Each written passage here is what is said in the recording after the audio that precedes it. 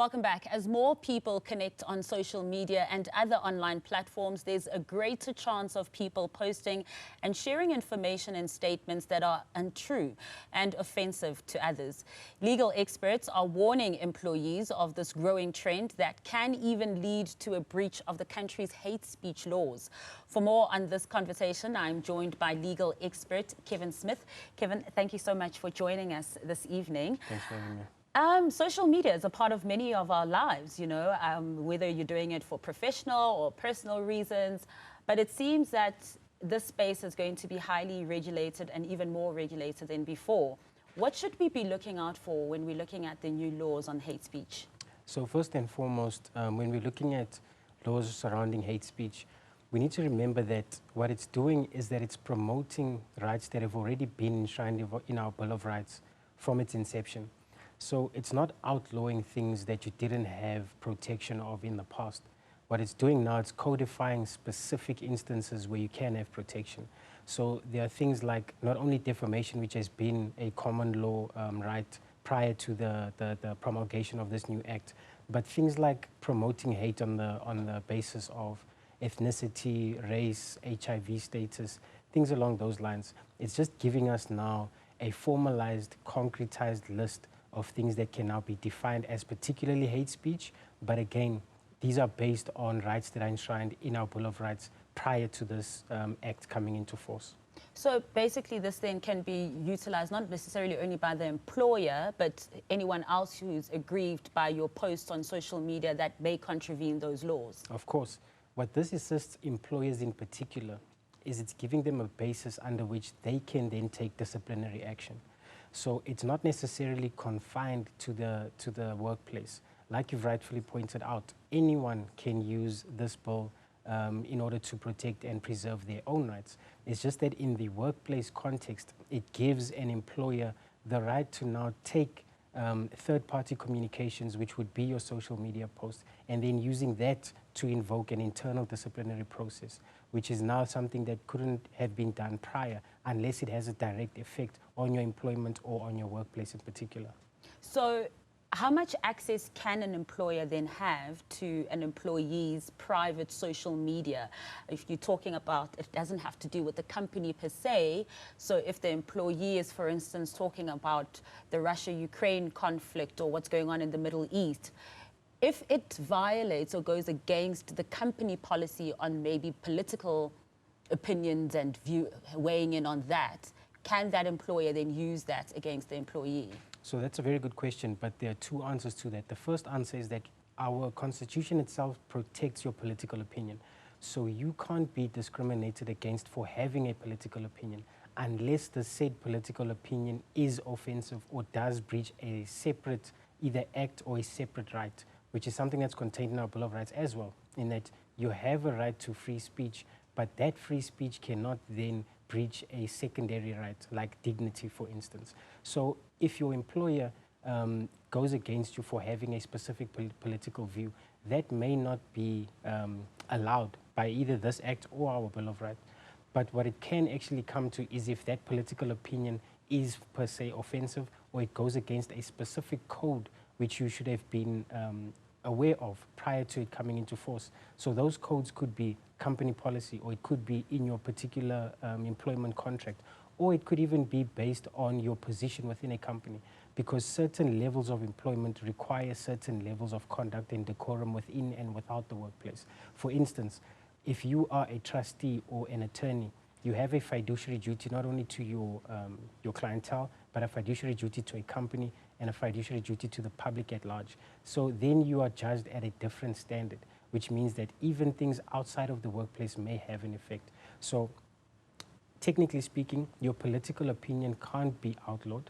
However, if that political opinion does then infringe on other rights, it will be on the basis of it infringing other rights that it is then outlawed. I guess it could be a bit of a tricky one, right? Because some of these political things tend to be subjective. When you think of old quotes, another man's terrorist is another man's hero. So then which law then prevails? Is it what's in our Bill of Rights? Is it what's in the Acts? Or is it what is in the company policy? So our Bill of Rights is the cornerstone act in this country. So it takes precedence over almost everything. So to the extent that you are not in breach of anything within the Bill of Rights, you should technically be safe.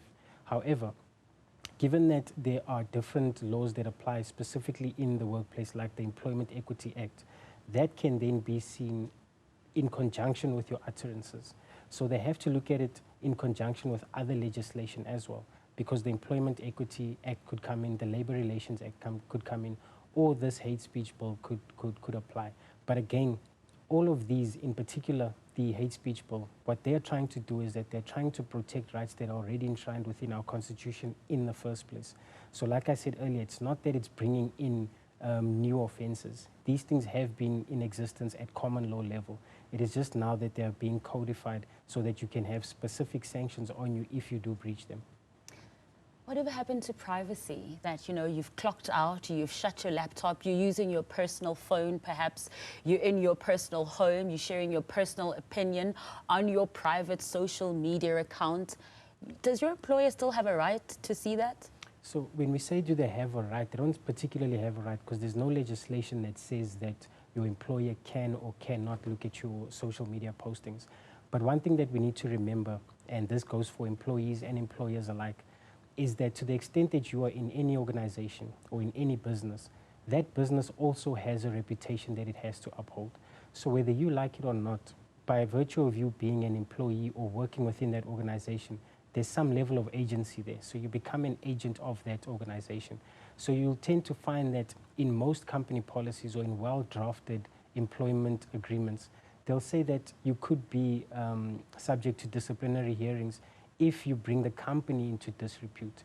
So that means that the disrepute can happen internally or externally because your actions may be seen as an action that is either backed by or by virtue of your agency within the company, that your company itself agrees with those views.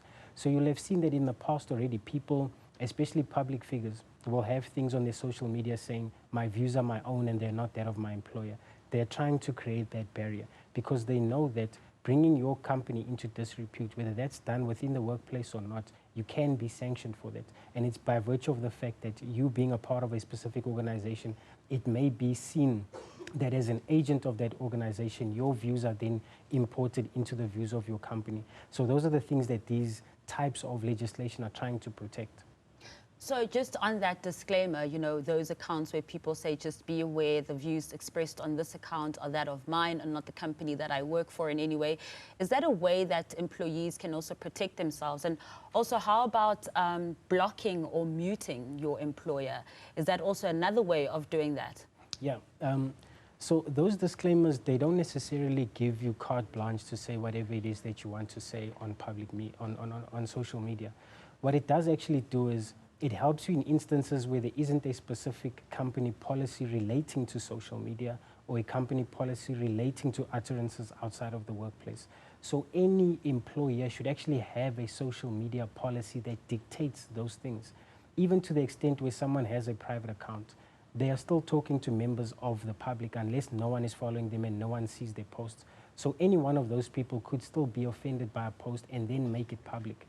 Because at the end of the day, if you look at something like defamation, it is a publication, which means a communication that is made, and it goes to a third party. So you just need one person other than yourself and the person you're speaking of to be aware of that utterance, and then you are in trouble. So blocking your employer is not an option? Not always. To the extent that your employer can get access to any of those utterances or someone within your social media framework makes it known to your employer, you can then still be in danger. I myself have been in situations where we advise large corporations on these types of issues, where people have brought someone's social media into the workplace, even though that person had a private account. And it is then brought to the employer's attention because it could have far-reaching consequences, not just for the employee, but for the business. And like I said, that business does in itself have a reputation to uphold. So then the employer at that time, they then have a duty to uphold that reputation because that is, for instance, the head of HR. That is what they are tasked to do. But even at a higher level, that is what the shareholders require of the executive management. So it becomes a situation where those people placed in executive management have to come to the aid of the business's reputation. What is the test of defamation?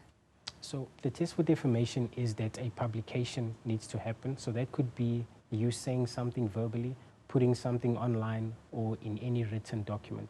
It has to go to a third party, meaning if it's between the two of us and you're speaking about me, that doesn't meet the test, but it has to go to someone outside of this conversation. It has to have some basis of being untrue, although in our laws, certain truths have been found to still be defamatory. And that's on the basis if someone has the intent of being malicious, or they were acting negligently, because the overarching principle is that it has to bring your character down in the view of that third party. So even if I make an utterance of truth, but it then brings your character down either to the public at large or to any specific individuals, even a true statement can still be seen as defamation. I like to work with, layman's examples here. It's just a hypothetical scenario. We work together, you're always late, and then I tell one of our colleagues that, Kevin is always late. Can that be seen as defamation? Look, not necessarily, because just you being late doesn't necessarily have anything to do with your character. It can be viewed many other ways. Tardy, unprofessional. Yes, that's different, because then the word itself has other meanings and connotations tied to it. Like, for instance, if I were to say that the reason you are always late is because you have either a party lifestyle, or that certain things within your personal life are impacting your job, whether those are true or not, then it's different, because then it is actually something a comment being passed on your character and on your nature, not necessarily on the fact of you being late. So it depends on the connotations that are attached to those utterances as well. And again, if my intention is to be malicious, or if I'm acting negligently, then it can be found to be defamatory. We've seen in the past as well when, there are defamatory statements, whether it's racial or homophobic or xenophobic, where people on social media will then go to that person's employer and alert them of what's going on. For instance, if we're looking at GNU talks, we're talking about this right now. Ronaldo Hoos, who was sworn in as a DA member, then those videos resurfaced of him being racist. And then the party is then again brought into disrepute. When that happens and you have a video that has gone viral and then your employer then finds out about it, whether they knew or not, how can they protect themselves? Because they weren't there when Kevin posted that video. Let's move from the DA example. Just for instance, anybody, right? You post this thing, it's defamatory. The company doesn't believe in it at all. How does the company then protect itself from your kinds of posts? Is it just disciplinary hearings, or can it then lead to being fired? That's actually a very good example that you bring up. And it ties back into what we spoke about earlier, some people having a fiduciary duty, or by virtue of their employment, they're held to a different standard. In that specific instance of Mr. Hoos, because he's now part of the government, so to speak, and he has a duty to protect the rights of the citizens, and he could be a lawmaker, it is then said that someone of that character, would they be acting in the interest of the general public and in the interest of the citizens? Because his function now is for the benefit of citizens. It's no longer just employment for the sake of making money. It's employment also for the greater good of our society. So those things then become something that is very important. Now, the difference that we have with the promulgation of this new legislation is that when you ask about the employer protecting themselves and whether it's only going to be an internal issue, because these are now criminalized offenses, that means that there is an external effect as well. Because to the extent that your employer takes disciplinary action against you, that's an internal step. But the person who you've defamed, or the person that you, for instance, made racialized comments about, they can still take this further on a criminal level. So that's then an external step that's also taken. So the employer, in order to protect themselves, they need to have proper social media policies in place. They also need to have proper policies in place relating to members of the public, to the extent that you perform a function on behalf of the public, or you perform a public benefit function. So the employer itself needs to be able to control the conduct of the employees, not just internally, but externally as well, because like you've rightfully pointed out, in a world where social media is so prevalent, we are becoming more and more of a public society. So an employer can't only now have protections within the four walls of their business. My last question to you, Kevin, you know, we're talking about this new legislation as well, but what happens in the case going back again to Mr. Hoos, where, I mean, they said that the video was from 16 years ago. Does duration matter, that it happened 16 years ago, even though it was still defamatory and racist? Legislatively speaking, it doesn't, because the law itself doesn't say that after a certain amount of time, those offenses will expire. Again, we also then have to look at the subjectivity of it. So something like what Mr. Hoos has done, that is something where, in my personal opinion, I feel as though no reflection of time will change or will absolve that person of the guilt that should be placed on those utterances. Because someone being racist, that is something that you can't necessarily just absolve because a couple of years have passed, unless, for instance, there are concrete ways or things that this person has done to show that their views and their belief system now changes. Because we know things like race are based on deeply entrenched belief systems. It's based on things that are not just opinion-based. So you can't just say that based on the fact that time has now passed, we can absolve them of those types of things. But in different instances, there are ways where time actually does absolve you of it. For instance, if someone is sequestrated, that also it affects your employment. You can't, for instance, then hold any trusteeship. You can't be in a place where you're dealing with finances. But after 15 years and you're rehabilitated, then you're absolved of that issue. So our law does deal with it in very specific instances. But again, here we're dealing with something that is much deeper. It's not just black and white. It is things of character. It is things of hate speech. It is incitement of hate. Until we as a society get a mechanism that deals with those types of individuals outside of the criminal system, then I don't think that just a fraction of time is necessary to say that someone is now changed or rehabilitated, or we should see their views as having passed and it's water under the bridge. Kevin Smith, really appreciate you joining us in studio this Saturday evening. Thank you so much for your insights. Thanks for having me.